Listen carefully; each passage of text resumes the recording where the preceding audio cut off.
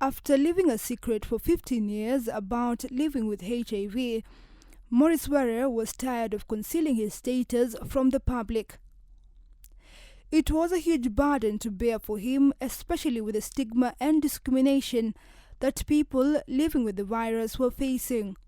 In 2020, Were braved courage and decided to go public to create awareness and advocacy on the adherence to the HIV treatment and agitating for prevention. I was brought up in slum, the slum part of Madari. So I was seeing how people living with HIV were living in stigma. They were stigmatized. People feared to talk about HIV. Talking about HIV was like talking about something else. So everybody was living with the HIV was hiding their status, and no one wanted to talk about it. So at one point, I asked myself, how long will we continue living like this? Because through stigma, people are dying. Because if you are stigmatized, there are high chances you will default, you will not adhere. There are high chances that once you are not adhering, you will definitely transmit your HIV to someone else if they are not positive. So in 2020, then I made a decision to go public about my status. Yes, after following several people who are also HIV advocates, and they were doing it on social media. Then I did some consultations, and I decided to go public. My reason for go public was to create awareness and do advocacy on HIV treatment and adherence and prevention. And now everybody knew that I'm HIV positive. That's how I started to do my advocacy, and that is how I found myself doing activism. Yeah, until today. For the 15 years, he had seen people living with HIV give up the fight of battling the virus, especially due to internalized stigma and discrimination, which affected the emotional well-being and mental health of people living with HIV. Coming out to the public concerning his health status to push for awareness was, however, met with criticism, so much so that it affected his source of livelihood. I went to a certain TV station and I posted on my timeline that on this day I'll be on this station and I'll be talking about my status, my journey, and prevention of HIV. So everybody was on my social media was very much eager to see, to watch. So I think they told each other.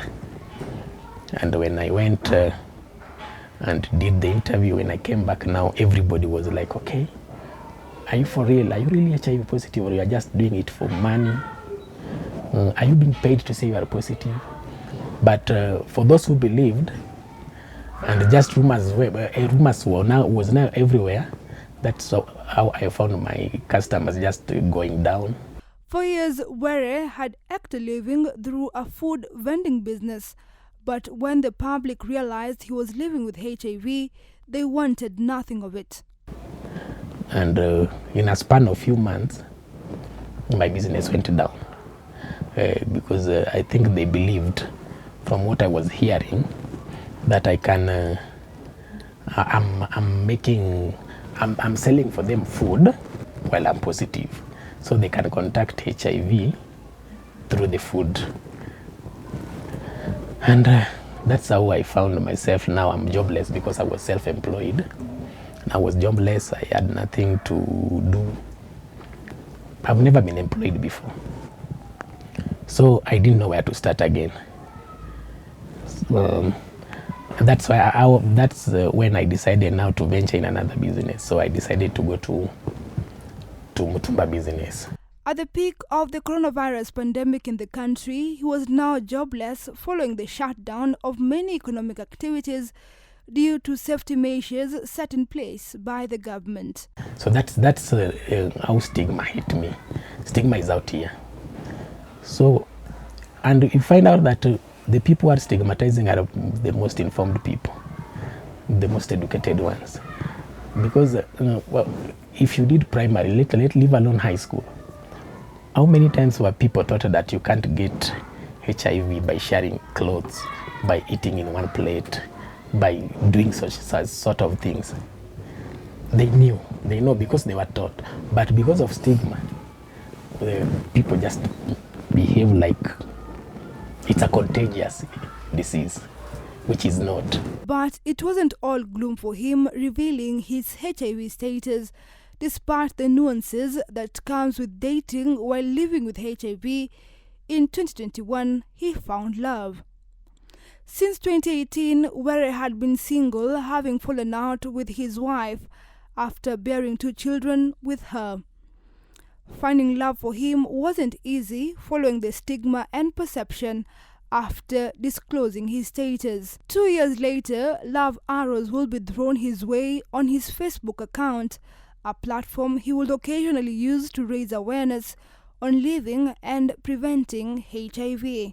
Janet Were made the first move and initiated a conversation that would precipitate a marriage union, and for them it was love at first sight. Within days, they knew they were meant for each other. People normally say it's for men to come to ladies' inbox, but mine is now different. That's why I think our journey is unique. I went into his inbox and I said hi. He replied back. Then we started chatting. He asked me what I was doing. I told him where I was living. We exchanged contacts, and it was 9 a.m. So after we exchanged our contacts, I told him I will be in your area. By then I was in Saika and he was here in Madara area 4. So I told him today, okay, I didn't have a route for that day, but now that I was talking to Morris and he's leaving, I was just eager to meet him. It was on a Tuesday. I will never forget our first day meeting. It was on a Tuesday. And as we continued talking, we agreed that now I'll come and visit him at his place. On Friday evening, I was at his place. And by meaning evening, it meant I was not going to go back home. I was coming for a sleepover. From there, hey, that love. Her journey living with HIV was a difficult one, faced with denial, physical and emotional abuse, as well as lack of support from her friends and family. Janet learned about her status during her second pregnancy, and even though she was in denial, the fear that failure to adhere to medication will transmit the virus to her unborn twins forced her to be consistent in medication. A dark cloud would linger in her life 3 months after giving birth, as her husband started becoming abusive at a time when she was coming into terms with her status. I took my ARVs, I attended my antenatal clinic, I followed all the advice I was being told by the doctor until I gave birth. So after giving birth, you remember I was taking the medication for the kids, not that I accepted my situation that I'm HIV positive, it was because of the kids. So now when I gave birth after some 3 months, my ex-husband started, I don't know why he was doing that, but he just started mistreating me, will beat me, all sort of mistreatment. And now you remember I'm still on stigma. I have no love, I'm an orphan. This guy is mistreating me, and I just felt like it's because I'm HIV positive now these things are happening to me. Wallowing in depression, Janet decided to default the HIV treatment for an year and wait to meet her maker. She was tired and felt that no support was forthcoming, especially from her loved ones. I decided it reached a point that I just felt this is enough, and I felt that I should just leave this world for this man, and I decided I want to die.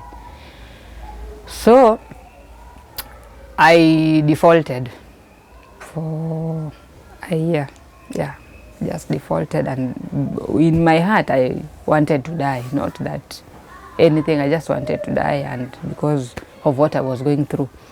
Drowning in isolation as she laid in the hospital bed, it will take the well-wishers from AIDS Healthcare Foundation for her to regain her health back. In my defaulting process, I found myself at Kenyatta National Hospital. I had meningitis and TB at the same time. I was dying now, for real. So meningitis, meningitis deals with the brain. It made me become mad. I was mad. Even the doctors had to tie me with the chains because I was beating everybody around. I was doing all sorts of things that mad people do. And little by slowly, I became blind, completely blind. I couldn't see anything. When Janet went back home to his husband after treatment, nothing had changed. She was treated to physical abuse, and that's when she decided it was enough. I was isolated at Kenyatta all alone, without anybody. So I was even waiting to die so that they will find that place to come and bury me. So one day, the HF staffs were going around Kenyatta National Hospital. So they came to my bedside, and we had a one-on-one talk. They had my story and they decided to take me. So they paid my bills at Kenyatta and took me to a private hospital. That's where I began my second treatment now, and I started recovering my eyesight back. Until now that at least I can see something, even if I'm using spectacles, but I can see. Not by like that time I was completely blind, I could only see darkness. I joined HF fully. Those people were, I don't know. You hear God gave me a second mother, that is HF. Fast forward, Janet and Were have chosen to leave their past behind and forge ahead together in love. They have 5 children together from previous marriages, whom they have decided to raise together. I have 3 kids. Yes, up to now I have 3 kids. So I added the 2 that Maurice had, and that's why I have become a mother of 5. My kids are negative, and I'm public now. Yeah. I don't care what someone thinks about me or my HIV status because it's my life. Irene Mwangi for Capital News in Mathare, Nairobi County.